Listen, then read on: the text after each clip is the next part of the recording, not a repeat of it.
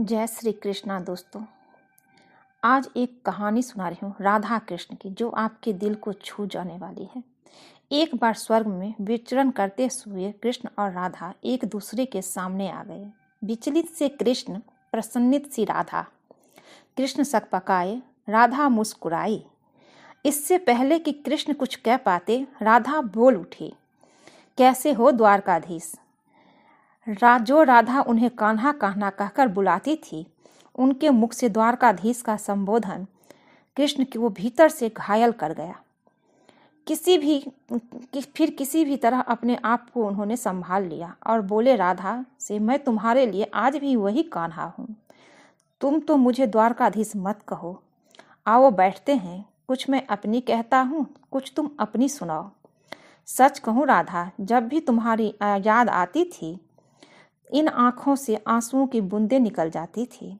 राधा बोली, मेरे साथ भी कुछ ऐसा नहीं हुआ था। ना तुम्हारी याद आई, ना आँखों से आंसू बहा, क्योंकि हम कभी तुम्हें भूले ही नहीं। जो तुम्हें याद करूं, इन आँखों में तो सदा तुम्हारी ही फोटो तुम ही बसी हो।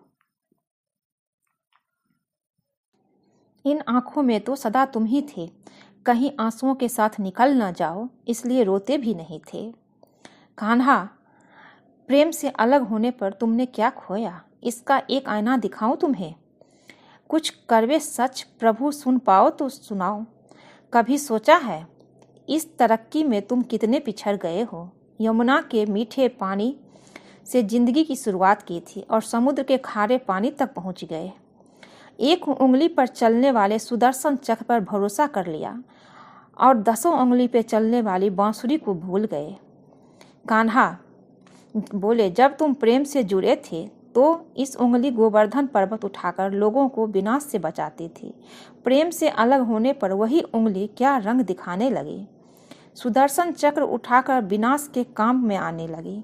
कान्हा और द्वारकाधीश में क्या अंतर होता है बताओ। कान्हा होते तो तुम सुदामा के घर जाते, सुदामा तुम्हारे घर नहीं आता। युद्ध में और प्रेम में यही तो फर्क होता है। युद्ध में आप मिटाकर जीतते हैं और प्रेम में आप मिटकर जीतते हैं। कान्हा कहते हैं कि प्रेम में डूबा हुआ इंसान दुखी तो रह सकता है, पर किसी को दुखी नहीं कर सकता। आप तो कई कलाओं के स्वामी हो, स्वप्न दूर कर सकते हो, गीता जैसे ग्रंथ को दबा सकते हो, पर अपने लिए क्या निर्णय लिया। आपने पूरी सेना कौरवों को सौंप दी और अपने आप को पांडवों को साथ कर लिया। सेना तो आपकी प्रजा थी, राजा तो पालक होता है, उसका रक्षक होता है। आप जैसे महाज्ञानी उस रथ को चला रहे थे जिस पर अर्जुन बैठा आपकी प्रज्ञा को मार रहा था। अपनी प्रजा को मरते देख आप में करुणा नहीं जागी, क्योंकि आप प्रेम से शून्य हो चुके थे। आज भी धरती पर जाकर देखिए, अपने द्वारकाधीश वाली छवि को ढूंढते रह जाओगे। हर जगह, हर मंदिर में मेरे ही साथ खड़े नजर आओगे। मैं जानती हूँ कान्हा, लोग गीता की ज्ञान की बात करते हैं, उनके महत्व की बात करते हैं, पर धरती के लोग युद्ध वाले द्वारकाधीश पर नहीं, प्रेम वाले कान्हा पर भरोसा करते हैं। गीता में मेरा दूर दूर तक नाम नहीं है, राधा कहती है, पर आज भी लोग उसे समापन पर राधे राधे कहते हैं। ये कहानी काल्पनिक जरूर है, पर इसके भीतर छिपी बहुत महत्वपूर्ण सीख है। श्री कृष्ण के पास कभी किसी प्रश्न का उत्तर ना हो, ऐसा तो हो ही नहीं सकता, परंतु राधा पर लगे गए प्रश्न चिन्ह पर कान्हा मौन रहे। यही तो है प्रेम में समर्पण का भाव।